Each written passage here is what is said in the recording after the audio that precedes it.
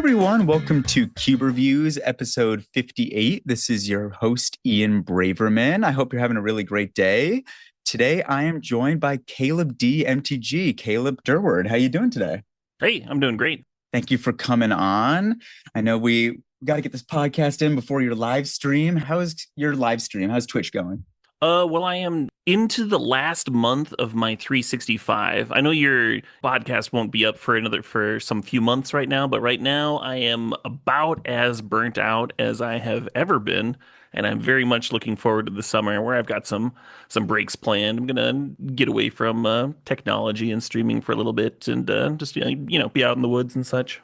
What are you going to do? You're going to go like hiking or are you going to go Oh yeah. camping or? I've got a week planned out in Montana where I'll be camping, and then there's a metal festival that we'll be going to there. So that's going to be gorgeous. And then we also have our honeymoon planned where we're going out to Romania also for a metal festival. And that should also be a blast. There'll be a lot of hiking there too. A lot of great hiking spots in Romania. That sounds sick. I see that you have the bear behind you. Are you going to wrestle a bear? Yeah, both of those places are actually like the bear capitals. Like Oh, Montana has a lot of brown bears and Romania has a lot of brown bears. I was watching a video of just like people hiking in Romania. They had a guide. The guide was like, yeah, a bear actually ate a drunk person at this spot. He passed out, and then the next day they just found his body parts strewn around and stuff. So it's certainly something to take seriously. But if you do, then there's not really much to worry about. oh my gosh. How are you going to get the bear's head that you defeated through TSA? Oh, now, yeah, that's the question. I think you can check luggage. That'd be fine. Yeah, that's true. I think that we met at CubeCon in 2022. We played, I don't even know what cube it was, but it was like 10 minutes before the first round of CubeCon started. And they were like, oh, Caleb, do you want to do some cube really fast? And we're like, okay, really fast. And then we like did the draft, and I think we just got right into it. You were the winner of that CubeCon in 2022. What do you think about cube events? It sounds like you're a big cube events person too. You just also were at the Milwaukee Ice Cube event. Oh yeah, yep. Yeah, I did one of those last summer. Last summer, I managed to take that down in Milwaukee. That's also a great event. Yeah, a lot of really cool cubes, really good vibes. I found that the cube communities at those events tend to be fairly positive. Like people are there to try out cube and have a good time. It's a little bit less sweaty than if you were going to go to like one of the old school Grand Prix or PTQs or something, and you have like the whole competitive circuit. Like you'll have some of those people at a cube event, but you also have people that are, excited to try out a new cube, which is a little bit more casual. But yeah, no, I love them. The just being able to go into cubes fresh and like figure out what the cube designer was thinking is one of my favorite things about cubing. It's sort of like deck building on like a huge major scale, right? Where you've got all these like spinning plates in the air, and it's cool to see how different cube designers balance those. Yeah, absolutely. So what kind of cube do you prefer to do? Like, what is your favorite kind of cube? Is it vintage cube? When you go to CubeCon, are you trying to do vintage cube? Ideally, no. I'm probably like one of the few people in the world that's like drafted too much vintage cube. Just because that's the one that's like always available on Magic Online and now recently on MTG Arena. And obviously I love Cube, and my viewers want to see Cube, and I'd like to bring it to them, but which means that I end up just like drafting a ton of just like straight bare bones vintage Cube.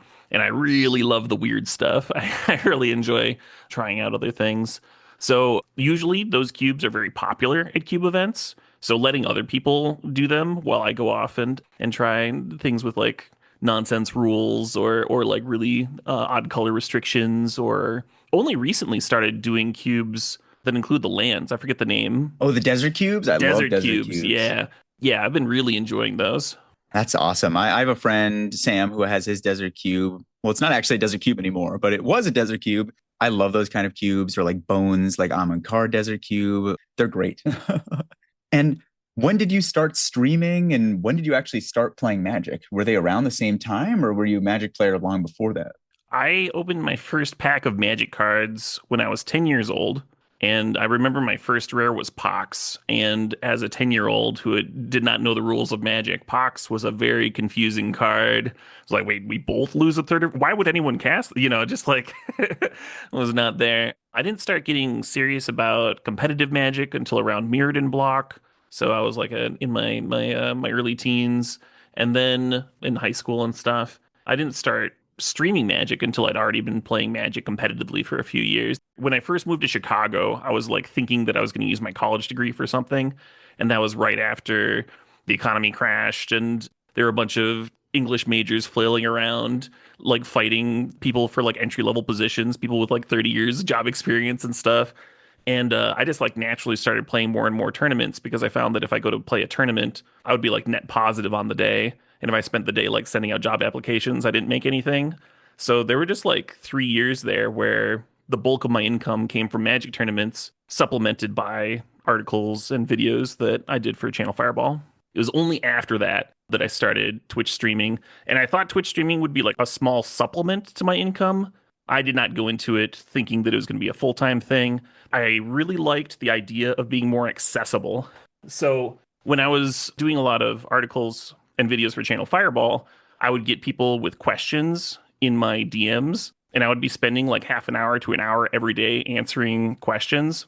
And I was like, well, I could just be live streaming and people could ask me in real time. And then instead of like sending these responses, I could just, just communicate with people quickly. Yeah, it's like when I'm at work and it's like, all right, time for the 10th meeting that I say the same thing to everyone again. Right. Yeah. Yeah. You could just be live streaming. I could just be live streaming. I should just record myself and then send the video out to the whole company and be like, all right, this is what I'm doing. All right. Don't ask me. And you were also one of the big optimizers of Painter Servant Grindstone in Legacy, right? What were your favorite Legacy decks you ever played? So Painter Grindstone is a wild one. That was right after I broke Survival of the Fittest. I had spent like half a year grinding with that deck after my GP top 8 and put up a couple of finishes and stuff. And I was thinking, what is going to be a good deck to take on this field? And the Painter Grindstone combo wins before killing somebody with a pile of Vengevines does. And then you could still use Force of Wills in that shell. And I was really interested by the Type 1 vintage decks that were doing something similar to that, playing like a lot of tutors and cantrips, and then a pile of artifacts and synergies with Goblin Welder. And in Legacy, you could like weld out top for another top and do all these like cute little like engine value building things. I never top 8'd with it, but I put up like 3 or 4 top 16s in a row, and then other people picked up the decks and actually got a few wins. And people had played Painter Grindstone in Legacy before then, but in very different shells. Like I remember seeing someone playing it in like a countertop shell at that same Grand Prix Columbus that I was talking about, where I broke the survival deck. Or I'd seen people play it in like an artifact prison style control deck with like a bunch of enlightened tutors. And so yeah, the main thing that I did was I modeled it after the vintage blue-red decks that were playing welders and a bunch of blue cards with forces and such. Oh, very cool. Yeah, I'm excited to dive into today's topic. So, speaking of you playing Vintage Cube and on Twitch and streaming all the time, you've been doing it for how long would you say you've been playing Vintage Cube for? So the first few times I played Vintage Cube were actually before I started streaming back during the SCG circuit, just traveling around and like playing with random grinders and stuff. I think actually Alex Bertoncini introduced me to Vintage Cube. Yeah, I think one of the reasons that a lot of us were so taken in by Alex was that he was always very like giving with his cards. Like he was always willing to lend somebody a deck. He would lend out his Vintage Cube for strangers to play with. Wow. And and so when somebody is like doing that and like very trusting, it's very disarming, and you're just like not as scrupulous with them. They'll do something that looks weird and you're like, "Oh, that's Alex. He was like just lending out tens of thousands of dollars worth of cards to strangers." The Black Lotus and all the power. And just like, right. Yeah. Might have all been part of the same bit, huh? Despite all that, I do have fond memories of trying out Vintage Cube for the first time and trying different ways to play it because we drafted so much, like a Fact or Fiction draft style. Have you ever heard of that? I've heard of that. How does that one work? So it's kind of a way to make Winston style drafting a little bit more interesting when you have less than the full 8 number of people, if you only have like a few people. And the way you do it is you take a stack of like 5 cards and split it like you would a Fact or Fiction pile. And then the person that you're passing to has to choose one of those piles, and that goes into their deck. And then they do a split for the person next to them. And you just go around. So if you've got like 2 people, it works really well. If you got like 3 or 4, if you got a small number of people, this can be like pretty effective, and you all see what everybody's drafting and stuff.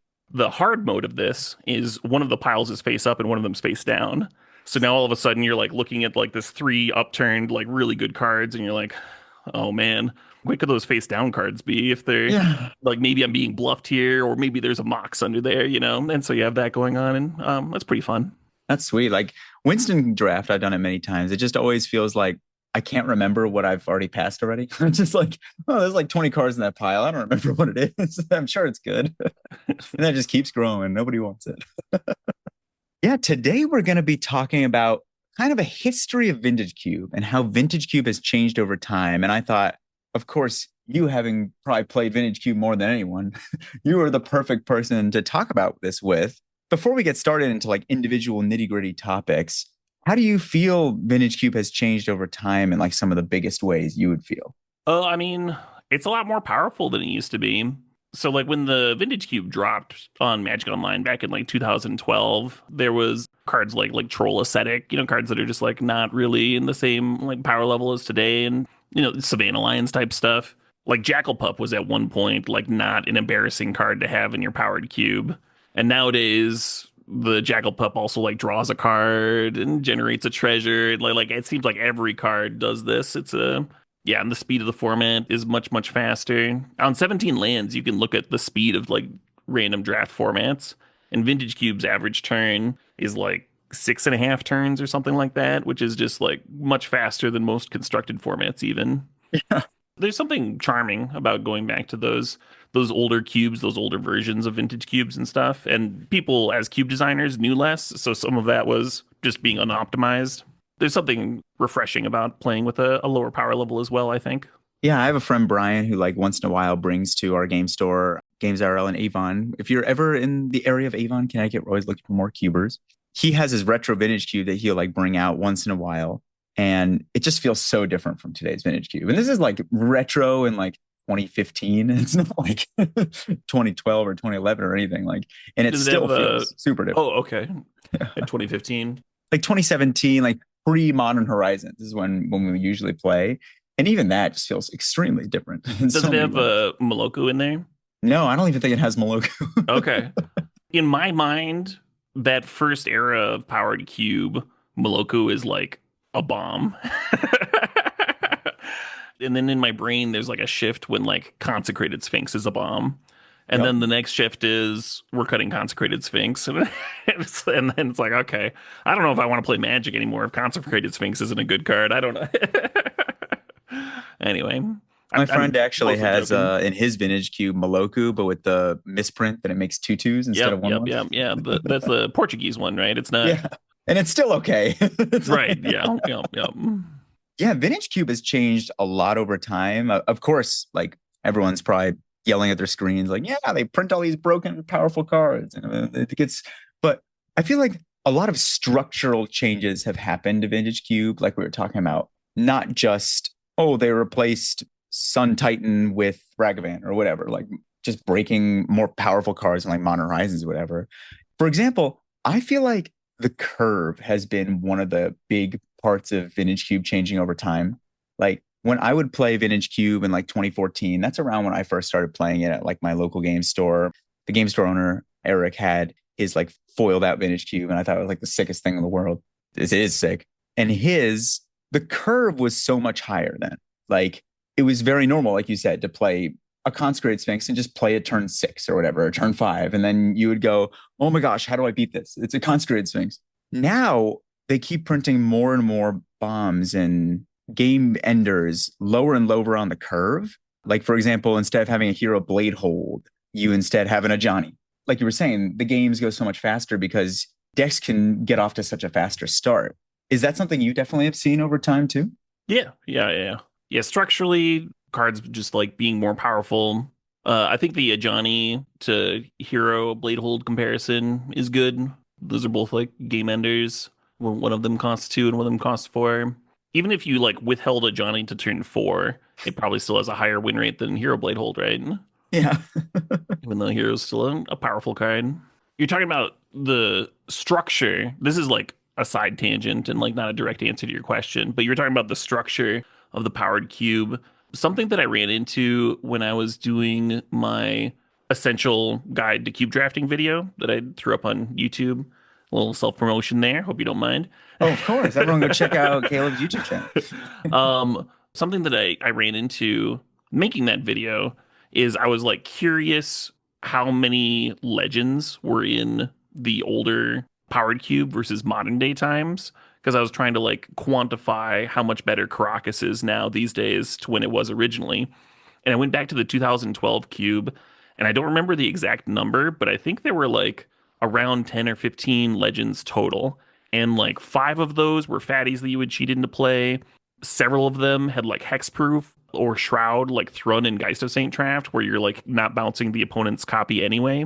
And then there was like Raphelos that was annoying if your opponent could bounce it, and Isamaru, and then the rest were things that you would want to bounce yourself, like Vendilion Click and Venser, and just this small smattering of legends. And then the modern day cube just has like I think it was like a fourth of the creatures are legendary or something along those lines by comparison. And the same number of fatty cheat-ins, and then like a couple that have shroud or hexproof like back then. But then this is like this huge chunk of creatures in the cube, which increases the chance that someone's like entire hand gets bricked by a single Caracas. Just a very different gameplay experience due to the structure of the cube changing, like you were saying. I was playing Teenage Mutant Ninja Turtles draft on Friday, and I played this 5-drop white common. And it was like a 3/3 that made a 2/2. Then next turn, I played another one. And then my opponent said, "Oh, you have to sacrifice one of them. It's a legend." And I went, "This common, this 5-drop that makes a 2/2 is a legend?" And I like almost like conceded the match. I was like, "Oh my gosh." Like, especially with Universes Beyond, like everything is a legend now. It's like we're playing Singleton now, like in every format. It's crazy. So I totally agree. Like Caracas, I feel used to be an answer to Reanimator for the most part, like getting a Gristlebrand or an Iona. Yep. And it was like, oh, I would bring it in against Reanimator decks. And I would even bring it in if I wasn't playing white. Or it would be like you said, like Venser. That was one of my favorite combos, Venser, Caracas, and making my opponent's life miserable. But now it's like power. It's like removal for everything. It's like a super Mace Vith or something. I It has a totally, power level win rate too. If you look at yeah. the win rates on 17 lands, it's like hovering around the Moxen. It's like this is it's like Crocus. Like maybe you just started playing Vintage Cube recently and that's like normal for you, but Crocus having the same power level as like a Mox Pearl or whatever is bonkers. That's a bonkers thing.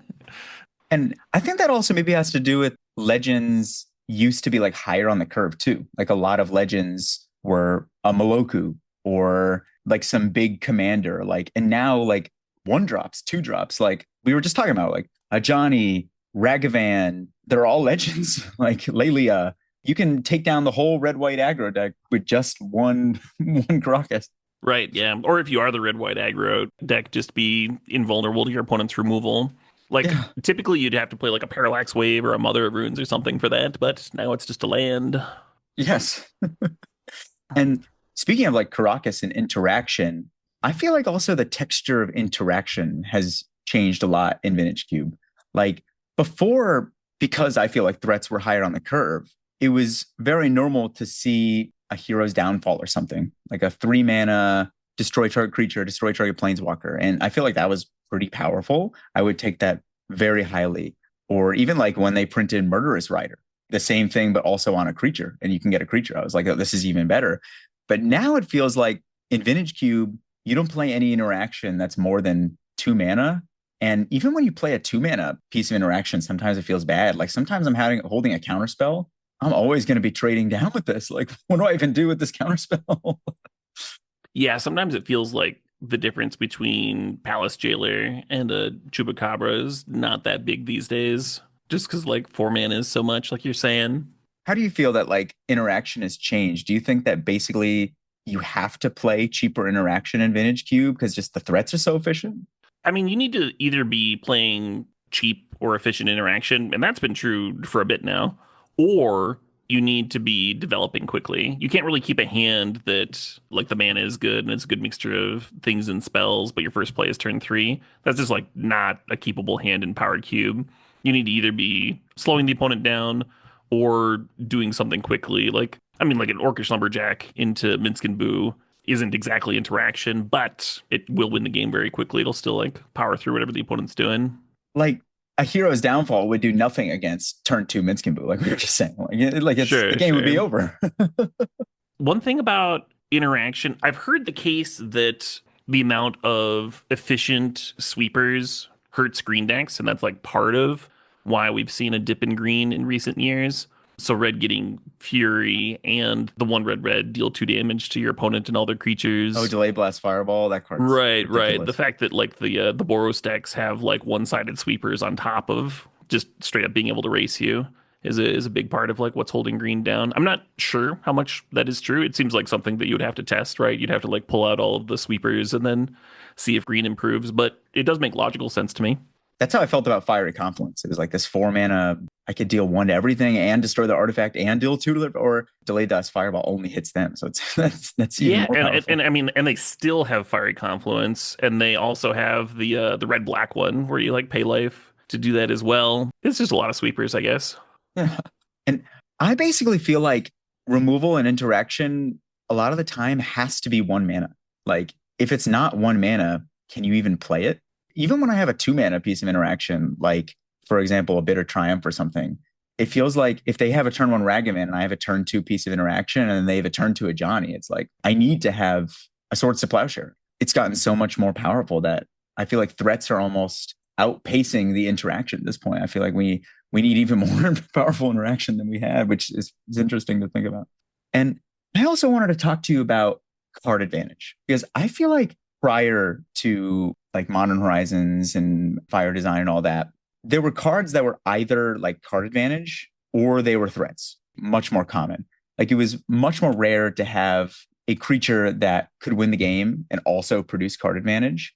Like we were talking about a Moloku, like that's purely it can win the game. Like it sure can generate tokens, but you have to like bounce your own lands or like a hero Bladehold. Like that's purely a win con. Compared to now, like we were talking about a Minsc and Boo. That is a 4-drop planeswalker that the second it gets out, it's already too late to answer it because it generates the creature and then it can draw cards later by sacking the creature it makes. What do you think about how there's so many creatures and so many cards that replace themselves? Like, do you even need actual card draw, like a card draw spell in Vintage Cube anymore? Right? Yeah. Ancestral Recall is still one of the best cards in the Yeah, game, of course. Being able to draw 3 for 1 mana has not been invalidated yet. not yet. Not yet. Oh man. But yeah, no, you're right. Every creature draws cards. I remember when Lelia was like the only creature we had like that, like a 3 mana 2/2 that like drew a card on attacking and grew, and that was busted. And you would put it in your combo decks, you'd put it in your control decks. Lelia was just like a card that you're happy first picking. And now it does feel like every creature is that. Every creature grows and draws cards and like interacts, and it's yeah, it's certainly a different way of playing Magic. I I actually more and more these days have been really enjoying like the pre-modern style of playing Magic where creatures don't do that. Like you said, the creature a creature can just be a threat, and if you want to draw cards, you have to invest into a card drawing engine, and games take longer, such that you typically have time to like develop a plan. Hosers are like really effective, but you need to like dedicate the sideboard slots for them. Yeah, that aspect of the game of actually like putting somebody away and thanks to your plan and not because every one of your cards is snowballing and you just got to head on snowballing. Not every card has to be an Uro or a Ragavan or what have you. I enjoy that. I have a huge nostalgia for that era of Magic. Do you find that there was more strategy to older Vintage Cube when you had to have an actual card draw spell and then time your threats and then you would run out of cards if you played threats without having enough card draw? Or do you feel that there is still a lot of strategy when it comes to, oh, I play this creature and well, it drew me 3 cards, but but it still was a threat.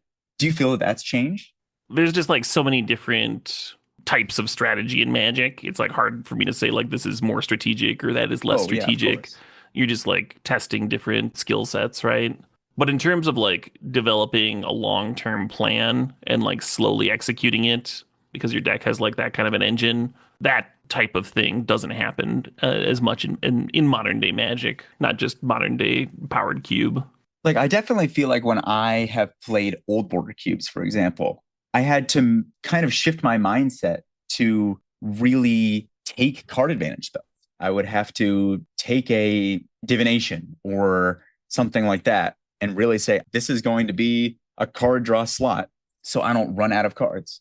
Compared to, I feel like now you don't really have to pay attention to that anymore as much. Like, of course, you can still take a one ring and say, I'm going to never run out of cards. And it's a card draw spell, but it also is a fog. Yeah, I feel like less and less you see cards in Vintage Cube that are just purely card advantage. Like we said, of course, Ancestral Recall is still very powerful and maybe like in a expressive iteration I've seen in some Vintage Cubes too. But I feel like that's definitely an interesting shift that you don't really have to pay as much attention to the running out of cards. Like I felt Right. that in Constructed Magic. It's like It, I always have seven. and Library of Alexandria is a card that like is still very playable and it's still good and still has a good win rate. You can still put it into any archetype. You're replacing a basic, right? Like the opportunity cost is so low. Even if you only have time to draw a couple of cards, it's still great.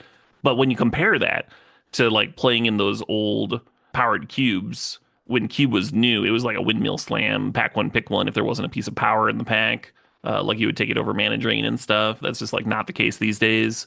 And if you played like a really old cube, like 93, 94 cube, I think it's better than the actual power in those cubes because the power level of the threats and the answers is so low that just like having more cards will eventually just win you the game. I'm taking library over Black Lotus and Ancestral Recall and and Time Walk, anything you can imagine in 93, 94 cube, which is very different from modern Magic. And I feel like in some ways it's not really card advantage, but like some of the ways you would accrue more advantage in older Vintage Cube was landing a bigger bomb. Like for example, you would get down your Inferno Titan and it would kill two of your opponent's creatures and you would still have a 6/6. So you would get more card advantage in that way compared to now where it's like I play my Lelia and it's just going to draw me a lot of cards, but it's still lower on the curve. So I feel like you would either in an older Vintage Cube try and get higher on the curve and get some big threat or play like a big card draw spell. Like I feel like that was very different. And I feel like also what mentioning Lelia, that there's a lot more snowballing threats than there used to be in Vintage Cube. Speaking of Lelia, it's a 3 mana 2/2 that when it attacks, you exile the top card of your library and it also gets counters when you exile cards and you can play them. So if you don't answer this card, it's just going to accrue more and more and more value, or something like a Ragavan, because it's just going to keep hitting your opponent and exiling cards from their library and creating treasures. I feel like there weren't many threats like that in older Vintage Cube. Like usually maybe an Inferno Titan that if it kept attacking, you would keep dealing 3 to your opponent, but that was a 6 drop or something like that. Or like a Minskin Boo, also very snowball. Or a Do you feel that there's a Flage. lot? Yeah, Flage or wins a lot of games on Flage. its own. A lot of cards feel like a Titan now. Do you feel that that's affected the texture of gameplay? Yeah. Sorry, I don't really have anything to answer. I just agree. Oh, okay. Yeah. I feel like before in Vintage Cube, just getting out a threat was not enough to win the game. Like, for example, if you got down your Baneslayer, you would get it down and you would attack a couple times and you would have to protect it. And now it feels a lot more, well, I have this Lelia and it's going to kind of just win the whole game on its own unless it's answered. There's a lot more like must kills in Vintage Cube. There's more pressure to answer every single threat that your opponent plays, which makes it much harder to be an actual control deck. You Yeah. still can, like a lot of the answers have gotten better too, and control is still playable, but it's certainly a lot worse than it used to be. What does a control deck look like now? Is it very different than what it used to before? Nah, it's the same. Just regular old blue-white control is probably my go-to control deck. Pile of counters, swords, some sweepers, draw spells, all that stuff. I will say more often these days, I care about my threats and how fast I can close out the game once I've slowed down the opponent. Because you can steal a few threats because you landed like your Oculus or what have you. If you can steal some games off of that, then the pressure to be like a pure control deck that answers every single card is removed a bit. Sometimes you'll just be able to land a threat and play some draw spells and kill the opponent. And you don't have to, well, like I said, answer literally every single card they cast. But the shell of just like a pile of counters and sweepers and removal spells and card draw is still good. It's still playable in Vintage Cube for sure. Do you not play like 4 and 5 drop piece of interaction anymore? Do you still play a Mystic Confluence or is that too Mystic slow Confluence is now. still fine. Yeah. Okay. It is competing with Sunfall and some of the actual finishers you might want to play. Like, I've really liked the 5 mana Elspeth that people Yeah. have been playing in Powered Cube that doubles your token production and can also kill something. And, or if you have a few creatures, it can just like anthem them and jump them and stuff. Really good control card, but also really good in the aggro decks too. The jump ability is pretty sick. I've been very impressed with that Elspeth in my Bant cube because it can double tokens, it can be a win con, it's removal, it does everything. That card is great. I totally agree with you there. So I feel like a big conversation with Vintage Cube is how the power of different colors has shifted. Like we were talking about before, blue white control has gone down the ranks than how it used to. It's still playable, but for example, blue, I feel like was always contested in Vintage Cube. Like you would always try and be blue. There would be five blue drafters. There would be like the one guy going mono red. And if they got all the pieces, then it would be like some crack deck. But if there were two people fighting, it would be like, oh, there were two people playing mono red. How do you feel like most powerful colors in Vintage Cube has shifted over time? Yeah, you've kind of hinted at it based on, like, I've mentioned 17 lands win rates a few times recently, so maybe I'm sounding like a broken record here, but based on the 17 lands win rates, Boros has, like, really been dominant the past few years, and green has been kind of closer to unplayable, depending. They've been trying out different green packages and stuff, and the MTG Arena Cube has actually taken some steps to nerf and unnerf Boros. They're actually, like, paying attention to the win rate and adjusting, which I really appreciate. But if you go back historically, white aggro has always been pretty good in Powered Cube. In the very first Powered Cube, it got mocked because you're playing like Savannah Lions and Crusade effects like anthems and such, and that wasn't like as powerful, but I think it was undervalued at that time. And then as they got more into like Hero Blade Hold territory and more like individually good threats that still like worked together well and applied pressure and helped control the board, I think is when people started like really realizing that mono white was quite good. The Palace Jailer era, right? Where White Weenie like kind of dominated in Powered Cube. And we didn't have the win rates to know that 100%, but if you played enough Cube, it was pretty easy to tell that was just the best deck. So the shift from mono white to Boros is real. It is like a definitely something with the printing of cards like a Johnny and Fourth Aerolingus and such and Flage. Definitely going to push people in that direction. So mono green shifting very low. I'll still draft green. I love drafting green. I love it too much, even if it's like win rate isn't as good as the other colors. I enjoy that style of Magic, so I'll jam it anyway. But yeah, you can point to a lot of different things for the shifts in that. And then green has like waxed and waned over the years. We've just been like a really long wane lately. It's been it's been a lot longer than normal. Where Guy's Cradle isn't like a pack one pick one type card and like really need to work around it and stuff. I really feel like green has kind of missed out on a lot of the topics we've talked about today. I feel like green has not gotten a lot of those snowballing threats in purely green. Like, sure, you can splash into red and get a Minskin or you can splash into blue and get a Nadu. And also, green, I feel still a lot of the time relies on going up the curve, like having mana dorks, which don't snowball by themselves or don't produce card advantage. I feel like a lot of the top end green threats have kind of been overshadowed by lower on the curve threats. Like, would you rather have a Woodfall Primus or would you rather have an Ajani? And like, if you could just have one of the two, like cast it for 2 mana. I don't know. Like, it's an interesting question to me. So I feel like green is just missed out on the times or something.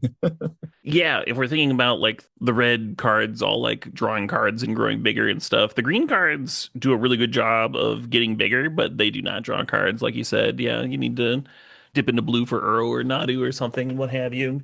One question I get a lot is people asking, and this is cube designers and viewers and stuff, like what could they do to buff green in terms of cube design? Like what cards aren't they playing? And that's just not the right question. Like Wizards would have to print new cards for them to be as competitive as the top cards in the other colors. When you go about making a powered cube and you're like, I'm going to play the best cards in each color and I'm not going to nerf any of the colors, you're not going to get a balanced cube. That's just not a thing that's going to happen.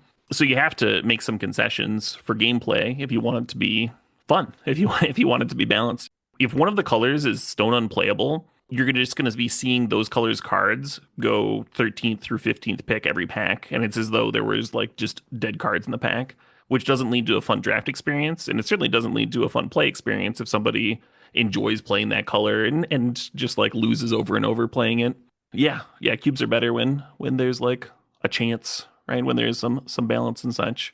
And I think if you nerf a color, like say you wanted to nerf Boros or red or something, I think that's actually as exciting from a cube design perspective because it gives you a whole instead of like saying, okay, we have to play these X powerful cards and that like locks in all of our slots.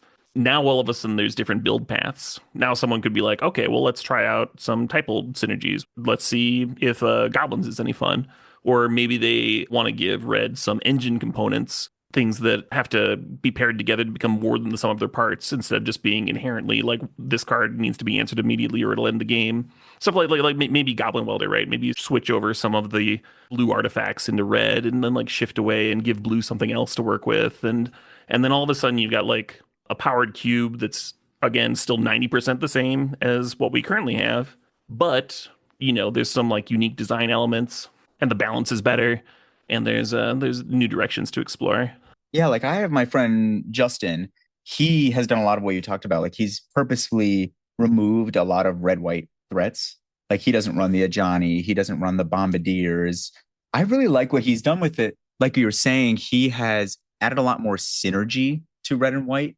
Like he runs a modular package in red and white. Like he'll run Arcbound Ravager, he'll run a lot of the artifact creatures, and red white can be very powerful. It just feels like they have to put together the right pieces. They have to have the right synergy.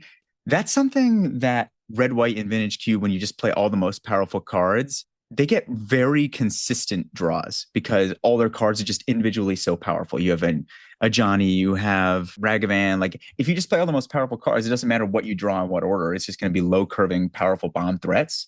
And when you're trying to in other colors, like for example, blue, or you're trying to in green, put together synergies or engines that need to like draw the right cards in the right order or get like the A+B combos. Like you need to have your one drop creature in green plus your natural order to get the crater. Or you need to have the Tolarian Academy plus all the right artifacts plus your card draw plus the finisher. If you in red white give it some of that more kind of glass cannon feeling or the right cards have to come together or synergy, then it makes it less imbalanced. You certainly have to put more thought into the draft portion too. Yeah. So one thing that I've even wondered is because I feel like as we've talked about, threats have become so much more powerful. They don't really print as much powerful interaction. Have you ever thought about, I think this would be interesting, duplicating powerful interaction spells, having duplicates of Swords to Plowshares or duplicates of Force of Will? Because I feel like, especially for blue, it's becoming more and more important to get that really cheap interaction, 1, 2, or even free, because how else are you going to deal with Eulalia if you really want to play like those kind of really high power cards? So I've experimented a bit with duplications and cubes. I really like it for mana. If you only have like one Underground Sea and one Polluted Delta in your cube, and then somebody has to like decide between getting like a key piece of their deck, like say like their Reanimator, and like they have to choose between taking the Entomb or taking the one Underground Sea and this is like their one chance at having like a good functional mana base. I don't think that's like a fun game experience, and I don't think that's like a fun way to do variants. And so when you do cubes that have like 2 or 3 Underground Seas, 2 or 3 fetch lands, I personally really enjoy that a lot more. It's like a lot more pleasant to remove that aspect of it. And some people would prefer it goes the other way and like prefer mana to be more punishing, which can like help slow down things. But I think you just end up with more non-games when people just get mana screwed more often, which I'm not a fan of. And then I've also experimented with multiple pieces of power. Oh, We talked a little bit before we started recording. I will test out a cube and then I'll be really harsh on it and pull it apart and stuff. And I had a hyper busted 360 card cube that had multiple pieces of power in it. And it was very fun to draft because it's like every other pack has like an Ancestral Recall or a Mox or something. But the games were about as miserable as you'd expect. Just like just the fastest gameplay ever. Kind of similar to the Supreme Vintage Cube, actually. Oh, and speaking of doubles, they've experimented with that with the Supreme Vintage Cube on Magic Online recently, and they did exactly what you suggested, and they put in like multiple Force of Wills so people could have multiple Force of Wills and Force of Negations. And I think for Supreme Vintage Cube, that was a really interesting decision, and I think it paid off. It made that cube specifically a lot more playable and really like kind of close to the gameplay that you get in actual Vintage, but it's a draft format, which is sick, and I played it a ton and had a lot of fun with it. I think if that's the style of cube you're going for, then you can certainly do that. But you have to remember that you are like buffing a color and adjust accordingly, right? Like if your cube is the same as the Magic Online cube or the Arena cube, and all you've done is like up to the Force of Wills and Swords to Plowshares, the other colors are going to suffer a bit. Yeah, absolutely. I like the idea of duplication a lot. Multiple of my cubes have duplicate fetches, duplicate duels, shocks. I feel like now that they have surveil lands, maybe it's not as important, but I'm a huge fan of duplication in general. Like we were playing my proliferate cube last night, I was saying, and I have like three of Volt Charge just to have more proliferate effects and different cards in the cube. So I think that's really fun. And What would you duplicate in Powered Cube? Currently, it says that Badger Mole Cub is the highest win rate green card. So are you just like putting two Badger Mole Cubs in to balance out the extra Force of Wills?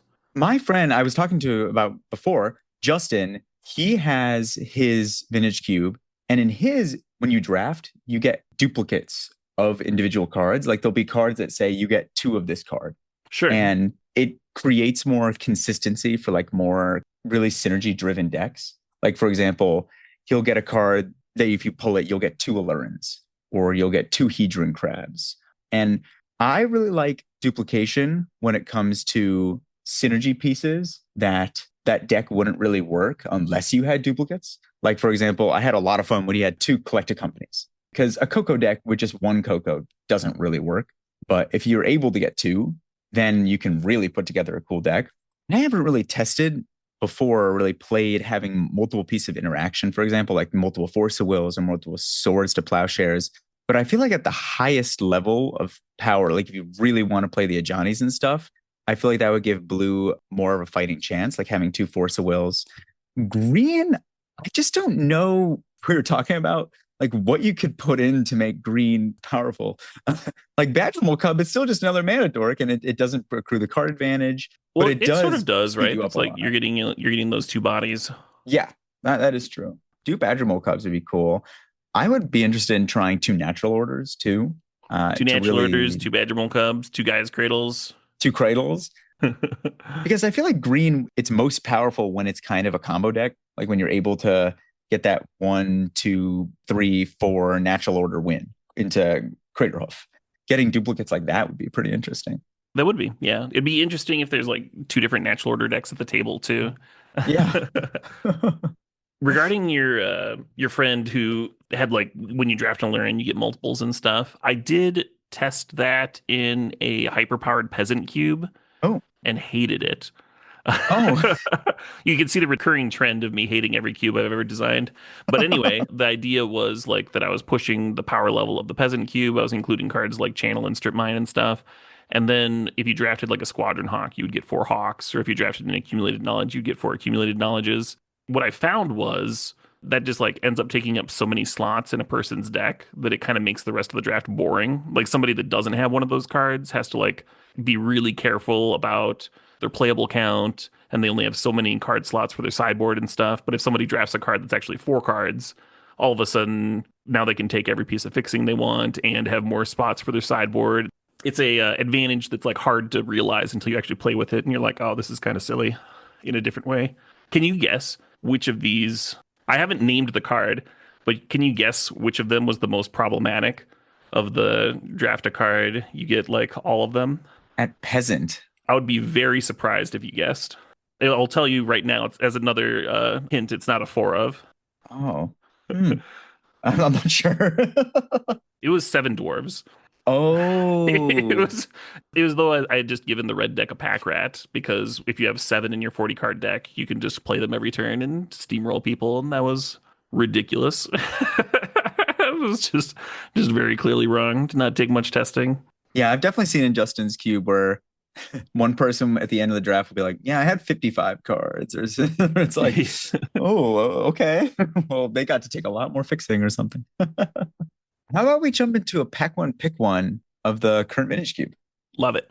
All right, I'll read it off. We have Kaido, Bane of Nightmares, which is the ninjutsu blue black ninja. This is interesting because I've always felt like planeswalkers were some of the most snowballing effects that you could get in old vintage cube. For example, like a Jace the Mind Sculptor. That was kind of like the older cards that could snowball. But this one is still very good and can snowball too. We have Goblin Bombardment, which is one red sack a creature and deal one to target creature planeswalker at any target.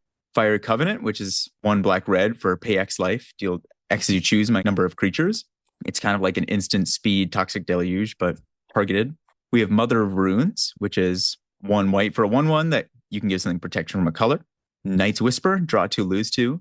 That's interesting that that's still in Vintage Cube. I feel like we didn't talk too much about black, a pure card draw effect, because I feel like black has not gotten as many of the like replace themselves draw card cards as like maybe white or red has. And then we have River Pyre Verge, which is the red land that can also tap for blue if you control an island or a mountain. Corey Steel Cutter, talk about snowballing cards. One or red for an equipment that gives +1/+1 trample and haste. And when you cast your second spell, you get a monk that attaches to it. Broke standard and also very good in other formats.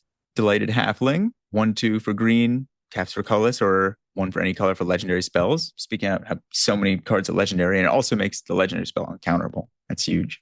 Oliphant, which is the 5 and a red trample mountain cycling for 1 that gives something a trample and attacks. Animate Dead, reanimation for 2 mana. Atomy of the Silk Shoots. I don't know what the what is that Spectacular Spider-Man, I think. Yeah, it's a spider human hero. That is 1 and a white for a 3/2 flash. It gains flying if you pay 1, or you can pay 1 and sack it to give your creatures hexproof indestructible. Exeg's Chariot, 4/4 3 and a green vehicle that gets 2 cats, and when it attacks, you can copy a cat. I feel like of green's cards that can snowball, this is one of them. There are not many, but this one can. Collective Brutality, 1 and a black, hand attack, kill something or draining, and you can escalate by discarding. Orcish Bowmasters, which is extremely powerful, 1 and a black for a 1/1 flash, and whenever opponents draw their extra cards, you amass and can deal damage. And then Thassa's Oracle, which is blue for a 1/3 that when it enters, if you have less devotion, the number of cards in your library, you win the game, basically. Yeah, we talked about it a little bit before recording. What do you think of this pack? I think this is Windmill Slam Bowmasters. It's like one of the cards that's like borderline power in terms of win rate. It actually, if you look at the 17 lands win rate, it has a higher win rate than Mox Sapphire and Black Lotus and stuff currently. That might shift around. It might shift based on if you sculpt it towards strong players and such. But I think the only card with a higher win rate right now is Time Walk. Yeah, that's pretty conclusive. I mean, it's just great, right? It's like a value thing. It comes down and chips out your opponent's early play. Good to recur. It's good to chump with to buy yourself time. It's good in response to your opponent's draw spells as a little hoser. It's good in combination with your draw sevens. So it's like also a combo piece, and it's only 2 mana. You can fire it off. You can hold it up. You have all the options. Yeah. Just a broken magic card. No consideration for Animate Dead? That's what I was wondering about, because I feel like Animate Dead used to be very high pick, but it feels like it's a little bit of what we were talking about earlier about how it's kind of an A+ bleak card, so it's a little less consistent compared to Orcish Bowmasters, which is always good, and it can be a combo piece. So some of you viewers are going to hate me at this point for prattling on about 17 lands, but Animate Dead is a very high win rate card. It's Black's second best card in the Arena Cube at 60.2% win rate is extremely good. And I think it is just generally good. You can put it into any old deck for value. Like, you don't need to be a dedicated reanimate deck. If you've got Thoughtseizes and removal spells, now you have your opponent's best creature and only cost you 2 mana. Also, Corey Steel Cutter, would you consider taking like a red or a white card highly just because we know that red-white is so powerful? If I was looking to force Boros, I don't think I would take Cutter. Cutter is the sort of card that I enjoy wheeling. It just doesn't fit every single red deck that I draft. Obviously, the tighter curve you have, the better. I kind of dig it in an artifact deck. So most of my artifact decks end up being blue-white, and they end up being a little bit more controlling, but Cutter, just being able to throw it onto your constructs And now all of a sudden your 10/10 artifact has haste and trample. It's like a very good ability to give to just like some big chonker. Yeah, put Um, that on a construct. right, yes, exactly. Those artifact decks also want to play a bunch of zero mana artifacts to help buff their academies. So now you're going Cutter into a Mox Opal or a Bauble or whatever pretty consistently and getting that rolling. I don't take it that aggressively. If I was going to take a Boros card here, it would probably be Mother of Runes, even though it technically has a lower win rate than a Dami of the Silk Shoots, which hurts me inside. But yeah, Mother of Runes is still good. Hmm. Protect your stuff and punch things through. It feels like there aren't many blue cards in this pack. There's no consideration for like a Thassa's Oracle early to try Uh, and combo. so if you are a combo player and you enjoy playing Doomsday, there's nothing wrong with first picking a Thassa's Oracle. Like it's cube. Like I'm talking about like win rates and stuff and like Yeah. what's like quote unquote technically correct. We're still playing cube here. And one of the great things about cube, one of the things that I love about cube is that you have some ability to like sculpt your own destiny. Whatever you are in the mood for, you can like point your deck in that direction and maybe you'll stick the landing, maybe you won't. Maybe your path is harder because you're drafting quote unquote worse cards or what have you, but like you're still taking this choose your own adventure scenario and you can like build towards a deck that you want to play, a deck that you might play better than if you just only took the highest win rate cards because you're enjoying it more, because you have more experience playing like Doomsday Thassa's Oracle stuff. And Doomsday Thassa's Oracle is quite good. I don't think Thassa's Oracle, according to 17 lands, has that high of a win rate, but I also don't think that all of the decks that are playing it are actually playing Doomsday or the people like know what they're doing. They're just like casting a Thassa's, like some people out there are casting a Thassa's Oracle and like using it to scry to, like that's not going to help the win rate.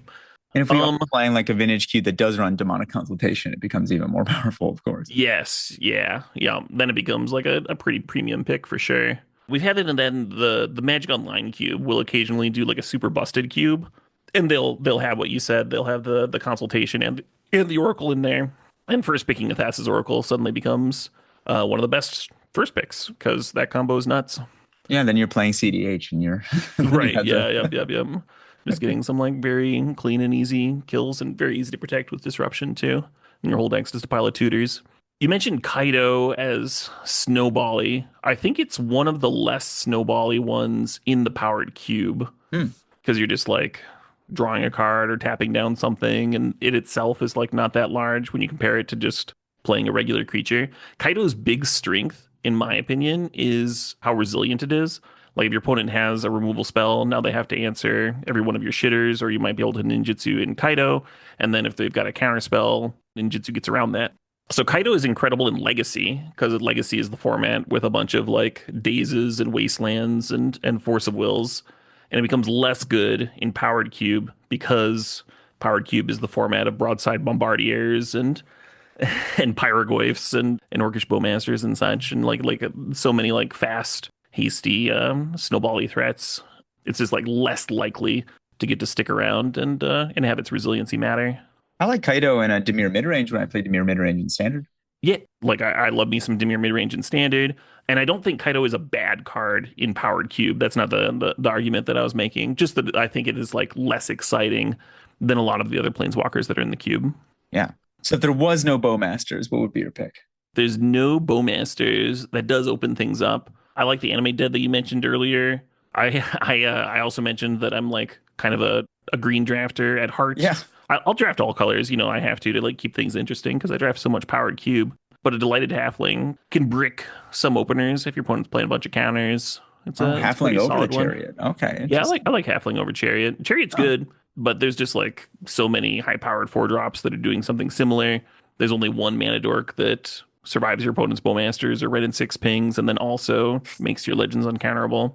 that's true. For passing the Bowmasters, we're needing a mana dork that doesn't die. So, yeah, I think I'm um, on Bowmasters too. I do like Anime Dead, but I'm also a big Gum Bombardment fan. I just think that card's so powerful. Bombardment is very powerful, and I don't first pick it basically ever, but if I'm already in Boros, it's a card that I'm looking to scoop up pretty aggressively. There, Yeah. there wouldn't Well, be anything wrong with first picking it. everyone let us know in the comments what you would take from that pack. And yeah, Caleb, thank you so much for coming on. Thanks for having me on. This is a lot of fun. Anything you want to say before we wrap up? Any shout outs? Screw war, screw ice, screw Donald Trump. That's yeah. And of course, everyone go check out your YouTube channel and Twitch stream. And right. My YouTube channel. And go wrestle some bears. Yeah, thank you all for listening. Please like, subscribe, all that fun stuff, follow, and see you all soon for more Cube.